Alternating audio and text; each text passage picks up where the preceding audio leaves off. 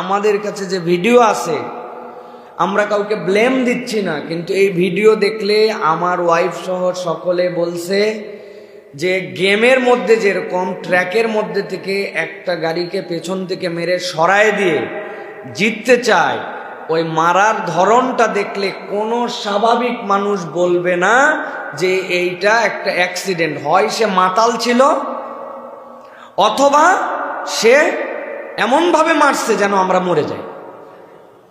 আর এইরকম 100 মাইল বেগে মারার পরে, সামনে পিছনে মুচড়ানোর পরে আল্লাহ রাব্বুল আলামিন এই যে 6টা মানুষকে নিখুঁত করে বের করছেন, ওইখানকার মানুষরা আসছে যে ভাই লাশ কয়টা বের করা হয়েছে আর কয়টা বের করা হয়নি।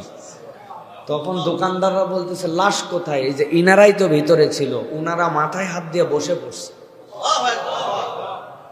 আল্লাহ রাব্বুল আলামিনের কাছে ব্যক্তিগতভাবে আমি কৃতজ্ঞ হচ্ছি যে আল্লাহ রাব্বুল আলামিন আবার আপনাদের সামনে আমাকে কথা বলার মতো পরিবেশ দিয়ে আমাকে আল্লাহ রাব্বুল আলামিন তাঁর অশেষ কৃপায় নতুন একটি জীবন দান করে রব্বুল আলামিন আপনাদের সামনে হাজির করেছেন। এই জন্য আমি আল্লাহর কাছে কৃতজ্ঞ, আলহামদুলিল্লাহ।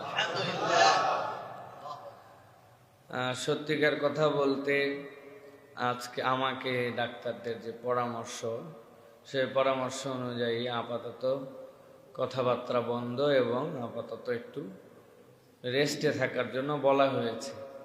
কিন্তু আমি চিন্তা করলাম, যদিও সিজদা দিতে পারছি না, কিন্তু নামাজ তো পড়ছি, চিন্তা করলাম যে অন্তত পক্ষে আমার জুমার মুসল্লিদের সাথে যে অন্তত সালাতটা আদায় করি অন্তত।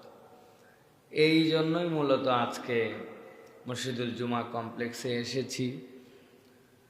আপনারা ইতিমধ্যে জেনেছেন, আলহামদুলিল্লাহ, আপনারা অনেক দোয়া করেছেন। দেশ বিদেশ থেকে, আমার মুসল্লি থেকে শুরু করে চিনি না এরকম সংখ্যাই বেশি, কিন্তু সেই মানুষগুলো একজন মুমিন ভাই হিসাবে, একজন দাঈ হিসাবে আপনারা আমাকে যে ভালোবাসা দেখিয়েছেন, এটা আসলে এইরকম পরিবেশে আমি নিমজ্জিত না হলে হয়তো এটি আমি অনুভবই করতে পারতাম না, যে একটা মানুষ কতটুকু ভালোবাসা আপনারা দেখিয়েছেন। আমি জানি আমার ভুলে ভরা জীবন, আমার আচরণ, আমার কথাবার্তা, আমার বিভিন্ন ধরনের বিহেভিয়ারে অনেকেই কষ্ট পান নানান কারণে। আমি তার জন্য আপনাদের কাছে ক্ষমা চাই। কিন্তু এরপরেও আপনারা নিজ গুণে যে ভালোবাসাগুলি আমাদেরকে দেখিয়েছেন, যে দোয়া করেছেন, এটার জন্য আপনাদের কাছে কৃতজ্ঞ। দেশ বিদেশের সকল ভাই বোনের কাছে আমি কৃতজ্ঞ। আমি কিভাবে এই ঋণ শোধ করব? আমার তো ঋণ শোধ করার কিছু নাই, কিন্তু আমি আল্লাহর কাছে আপনাদের জন্য দোয়া করি। যারা আমার পরিবারের জন্য, আমাদের জন্য দোয়া করেছেন, আল্লাহ যেন সকলকে উত্তম বিনিময় দান করে। আমাদেরকে অনেকেই বলেছেন যে সাবধানে চলাফেরা করতে হবে, এত পরিমাণ প্রোগ্রামে যাওয়া আসা করেন, কিন্তু আসলে বাস্তবতাটা অনেকে অনুভব বা পুরোপুরি জানেন না। আসলে নিজের পক্ষ থেকে সাবধান হলেই সব সময় হয় না। রোডের যে বিষয়, এটার সাথে অনেক কিছু জড়িত থাকে। আমার যে শুরু থেকে আমার সাথে আছে যে ছেলে ময়েন, আলহামদুলিল্লাহ, আমি তো অনেক জায়গায় আনন্দ চিত্তে বলি যে ওর সাথে ঘুরলে একমাত্র ও যখন গাড়ি চালায় আমি তখন দিলে শান্তি অনুভব করি। কারণ 4 বছর 5 বছর সে আমার সাথে, আমি জানি যে তার গাড়িটা কতটুকু কন্ট্রোলে। আলহামদুলিল্লাহ, ভুল সকলেরই হয়, কিন্তু আমার গাড়ি স্বাভাবিকভাবে আছে। সেখানে আমি একটা ওভারটেক করতে চাইলাম, সে অবস্থায় একটা বাস ওভারটেকের সুযোগ না দিয়ে হালকা চাপ দিল। ও আস্তে করে বাম পাশে এসে চিন্তা করলো যে, আসলে আমার সেন্স ছিল না, অজ্ঞান হয়ে গিয়েছিলাম। পরবর্তীতে আমার কাছে যে ড্যাশ ক্যামের ভিডিও আছে, আমার কাছে সামনের ভিডিও, পেছনের ভিডিও সব আমার কাছে আছে। তো সেইটাতে তখন দেখছি যে আমি ঘুমাই নাই, আসলে আমি তোর সাথে কথা বলছিলাম। তো বাম পাশে গাড়িটা আস্তে করে আসলো, আসার পরে ওকে আমি বললাম এটা কেমনে কি করলাম? ও বলছে দেখছেন কেমনে আমাকে ডান থেকে চাপ দিল। আমি বললাম আসতে যাও, সামনের গাড়ি পার হোক, এরপরে আমরা পার হয়ে যাব। এই যে সামনের গাড়ি যাও পার হয়ে যাব, আমার গাড়ি তখন 0 মাইলেজ, রাস্তার বাম পাশে আমার গাড়ি দাঁড়িয়ে আছে ওভারটেকের জন্য মহাসড়কে, এক্সপ্রেসওয়েতে। ইতিমধ্যেই 4-5 সেকেন্ডের মধ্যে 100-120 মাইল বেগে, কিলোমিটার বেগে পেছন থেকে এসে ধাম করে মেরে দিল। গাড়ি লেগে সামনের বাসের নিচে ঢুকে গেছে। এখন সামনের বাসের নিচে যখন ঢুকছে, বাসাল আমার যতটুকু ধারণা সে চিন্তা করছে যে আমার দ্বারা কোনো ক্ষতি হলো কিনা, পেছনে লাগলে কোনো দোষ নাই, কিন্তু টেনশন তো আছে। সে তখন গাড়ির টান দিয়ে বের হয়ে চলে গেছে। আমার গাড়ির ডান পাশটা তখন ভিতরে ঢুকা। এই অবস্থায় বের হয়ে যাওয়ার পর গাড়ি উঁচু হয়ে আবার বসে গেছে, বসে বাম পাশে লেগে বাড়ি খাইছে। গাড়িটাতে সবসময় সব গ্লাস লাগানো। পেছন থেকে যখন ধাক্কা মারছে, এত বিকট শব্দ হয়েছে যে আশপাশের 2তলা 3তলার থেকেও একজন ইমাম সাহেব ছিলেন, উনি পরিমরি করে দৌড়ায় চলে আসছেন যেখানে বোমা বিস্ফোরণ হলো কিনা।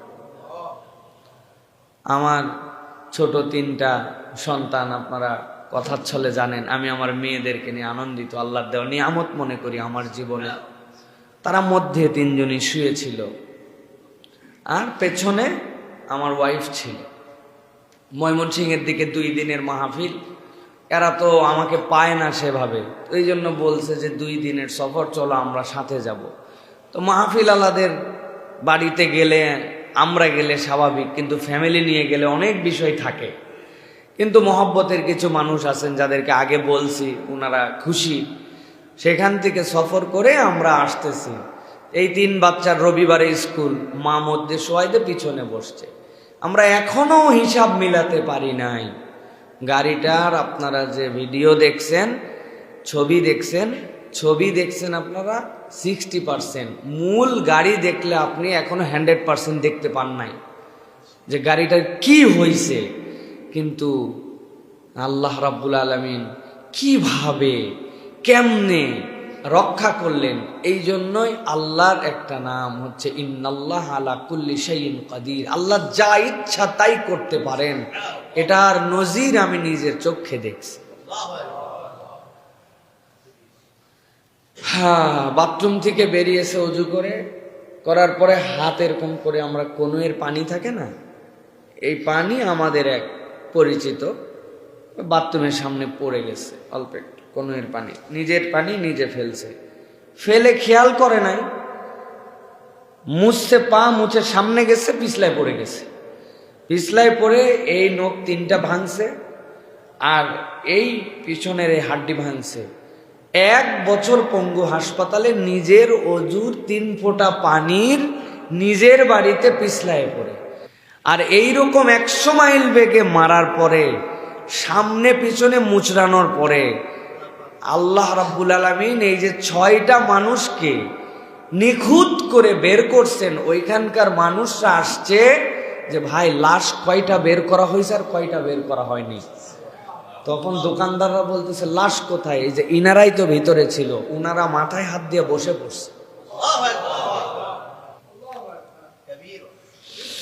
আল্লাহ রাব্বুল আলামিন যে দয়া করছেন,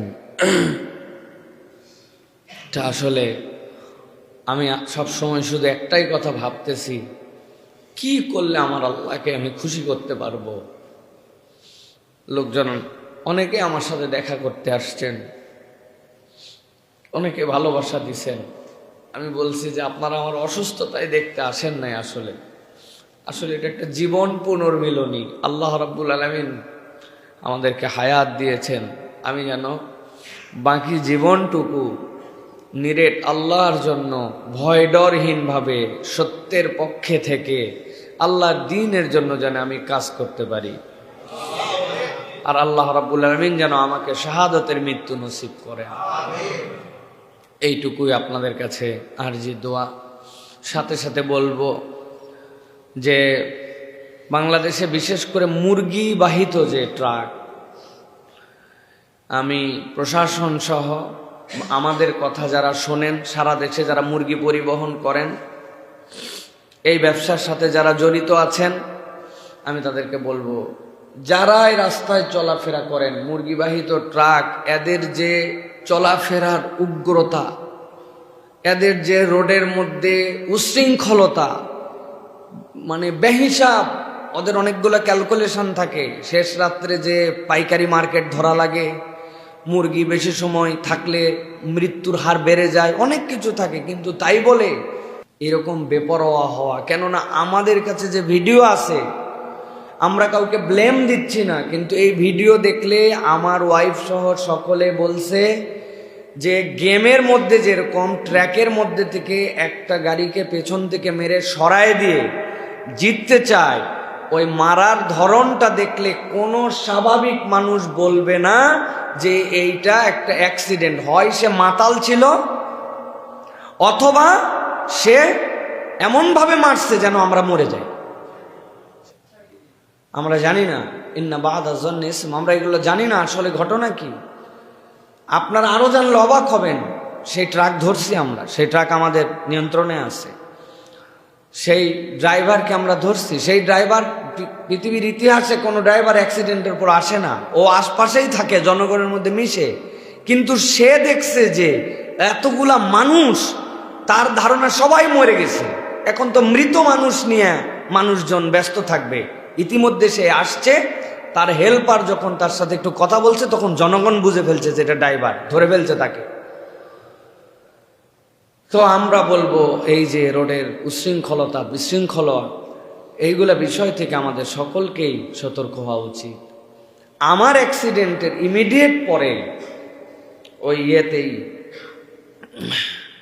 চন্দ্রার কিছু আগে, এই জায়গাতে আরেকটা গাড়ির অ্যাক্সিডেন্ট হয়েছে। একটা ট্রাক আর একটা ট্রাককে মেরে দিছে পেছন থেকে। ওই ট্রাক সামনেও বাড়ি খায় নাই, আপনারা দেখবেন নিউজে আসছে। ড্রাইভার হেল্পার জায়গাতেই মারা গেছে দুইজন। ট্রাকের পেছনে মারছে, আর আমার গাড়িতে পেছন থেকে মেরে সামনে যায়, আবার পেছনে এসে সামনে বামে ধাক্কা খেয়ে রব্বুল আলামিন কিভাবে রক্ষা করলেন। এটা আল্লাহ রব্বুল আলামিনের দয়া ছাড়া আর কিচ্ছু না। আর আমি আবারও আপনাদের প্রতি কৃতজ্ঞতা জানাচ্ছি। কত মানুষ, কত ভাবে, আমি কি এমন ক্ষুদ্র মানুষ, এমন এমন রাজনৈতিক ব্যক্তিত্ব, ওলামায়ে কেরাম, পীর সাহেবগণ, আলহামদুলিল্লাহ, আমি মানে আপনাদের কাছে নাম বললে আপনারা শিহরিত হয়ে যাবেন। এই মানুষেরা আমাদের খোঁজ খবর নিয়েছেন, দোয়া করেছেন, উপর থেকে নিচ পর্যন্ত। একজন ফকির আমার সাথে গতকালকে দেখা করতে আসছে, প্রতিবন্ধী ভিক্ষুক, বলে হুজুর আমার একটা ভাঙ্গাচুরা ফোন আছে, ওই ফোনে রাত দিন আপনার ওয়াজ শুনি। আমি যখন শুনছি যে আপনি অসুস্থ, সে 2টা কমলা নিয়ে আমার বাড়ির নিচে আমার সাথে দেখা করতে আসছে।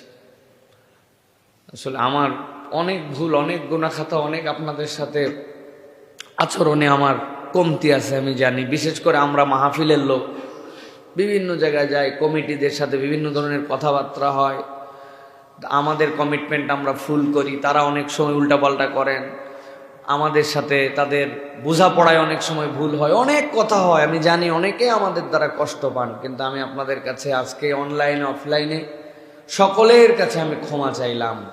আপনাদের কোনো কারণে কোনোভাবে যদি আমি আপনাদেরকে কষ্ট দিয়ে থাকি, আমার ছোট ভাই হোক, আমার বড় ভাই হোক, আমার পরিচিত অপরিচিত, আল্লাহর হস্তে আমাকে আপনারা ক্ষমা করে দিবেন। আর আমি আগামী থেকে আমার আচরণ আরও শুধরাই নিয়ে চলার জন্য চেষ্টা করব, এই প্রতিশ্রুতি আপনাদের কাছে দিলাম। আল্লাহ রাব্বুল আলামিন যেন এই বাকি হায়াতটুকুকে, এই বোনাস জীবনটুকুকে আল্লাহ রাব্বুল আলামিনের জন্য কাজ করার মতো তৌফিক দান করেন।